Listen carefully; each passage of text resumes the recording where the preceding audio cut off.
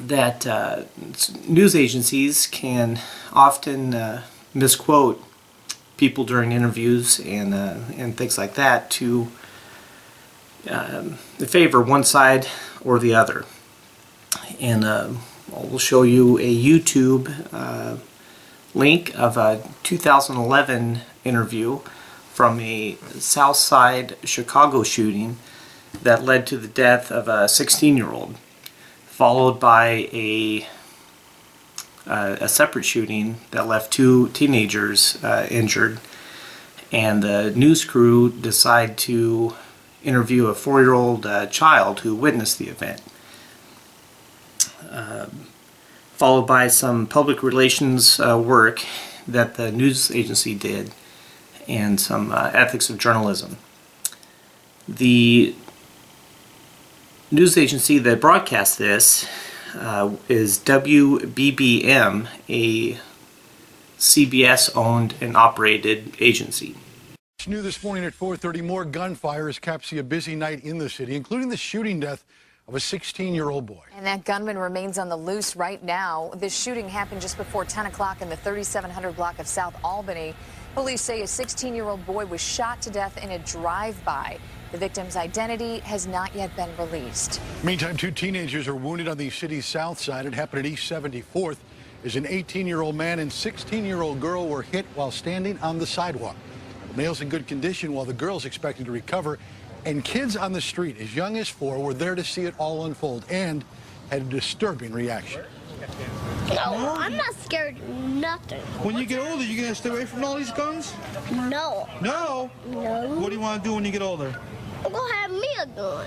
Because I live right here and I don't want none of my family members to get shot.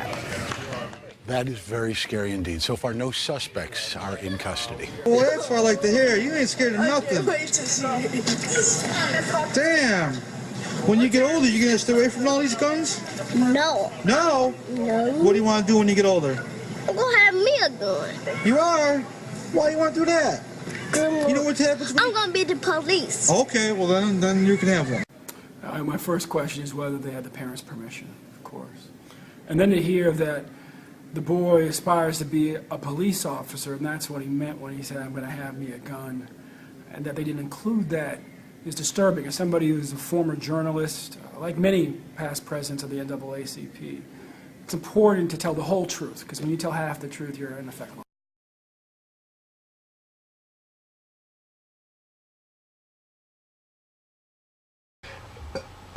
Continuing the conversation, I want to discuss how the media manipulates the truth to show a message. In this case, that message was that people of color, especially blacks, are prone to violence even at a young age. Now, obviously, a large majority of people would disagree with the message that this news broadcasting network painted by showing this kid in the interview. And leaving out part of the interview. But media twists truth in ways that we like every day.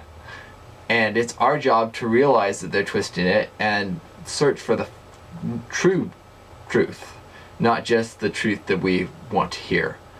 For example, press conferences for politicians. Blah, there we go.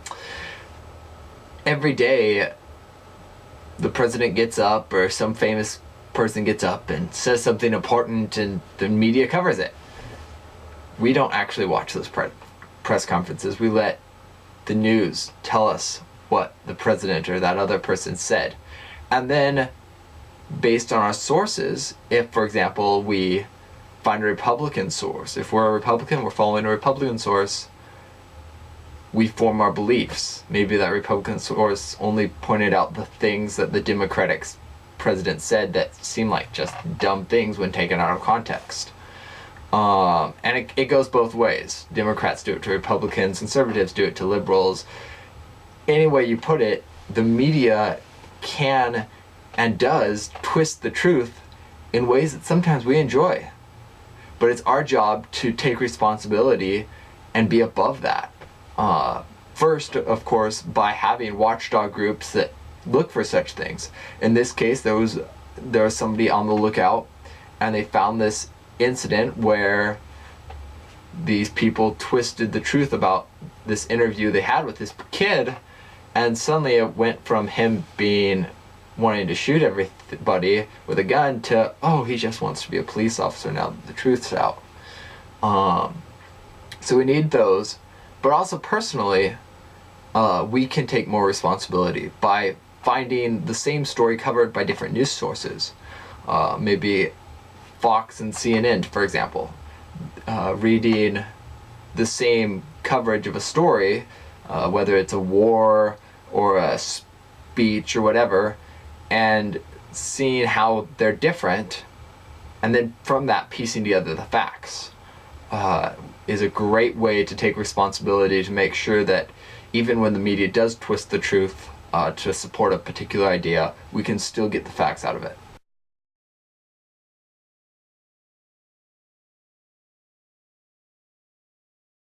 It's like John and Michael were saying.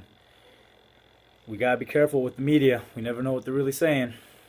They could be saying the truth, but not the whole truth. They could be twisting it up just so they can emphasize their point, get their point across, trying to make themselves more believable. So we gotta be careful. Like the story we're talking about. Little 4-year-old kid, they made him look like he wanted to grow up to be a killer.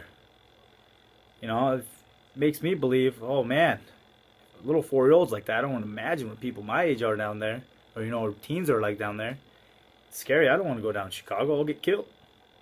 Thrown in the ditch, forgotten about. I don't want to get killed. I don't want to go to Chicago. But, I mean, after I watched the whole video and I just saw he wanted to be a cop, I was like, oh, well, hey, this kid wants to grow up to be a cop. All right, you know. Dreams of a kid. I remember when I was a kid, I wanted to be a firefighter. Those were some good dreams. That's the stuff they need to be showing, not trying to make them look like a killer. See, now, okay, cool. I'll go to Chicago. It's no big deal. There's people out there with dreams. Want to protect people. That's the stuff we want to hear.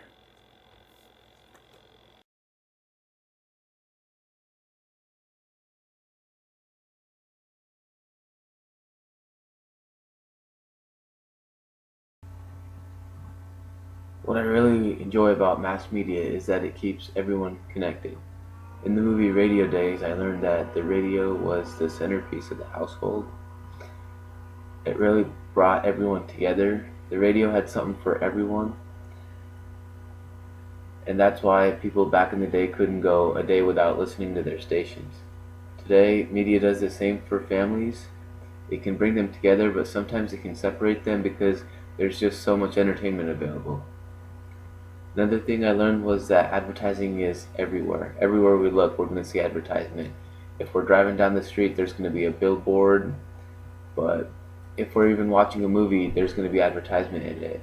I remember doing the assignment, Media Journal number 3, where we had to watch a movie and record all the product advertisement we saw in the movie. Nothing was really off limits.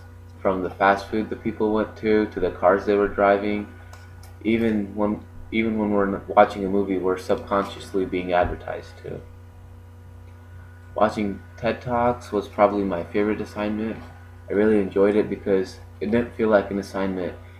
It was really interesting and I learned a lot of information at the same time. The most important thing I learned in this class was how to work with our group members. Honestly, when I first started the class, I thought about dropping it because I felt like the group assignments were going to be a hassle, but that was really not the case. I'm really happy that I took this class. As a result, I learned how to use Skype and communicate in different ways that I had never learned before.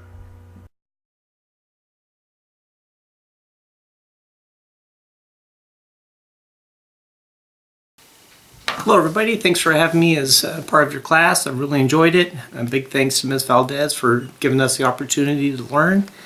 I learned that media is all around us and how it can influence many aspects of our lives, from the food we buy to the cars and items that we get to how we vote.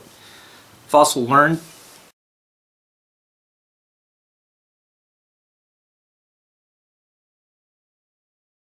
Hey, it's Michael Loeffler. First, I wanted to say that this has been such an awesome class. I've really enjoyed learning everything in it, especially the parts where we studied how to study the messages that the media presents us every day. It's just something that's been an important part of my life, and I really enjoyed it. Thanks to your intro to mass media class, Mrs. Rachel, I now have a far better understanding of how media works. For example, I now know what the SMCR model is and how it all comes together. Another great example would be our media journals. Through those I learned, and boy was I surprised when I learned how much time I spent on my phone, how much media surrounds us. Another thing that I will probably hold dear to life that I got from this class is how to make a good old-fashioned movie on here. Put clips together, edit them, cut them, shorten them down, voiceovers and stuff like that. That's going to come in handy in the future. I learned so much throughout the course of this project, but the main aspect that I enjoyed the most was learning the linear model of mass communication, which we learned at the beginning of the quarter. So I learned that mass communication is basically a process of producing and delivering messages to large audiences. And there are many different key factors that play into this though. The main ones include the sender, messages, channels, and receivers. The sender, which includes like authors, producers, and organizations, transmits the messages which are programs, text, images, sounds, and ads through a channel, which can be newspapers, books, radio, TV, the internet, or magazines. And they transmit those to large groups of receivers, such as readers, consumers, and viewers. So for example, our group is doing our final project. So our group, the sender, is transmitting this video, the message, through the internet, which is the channel, to viewers like you, who are the receivers.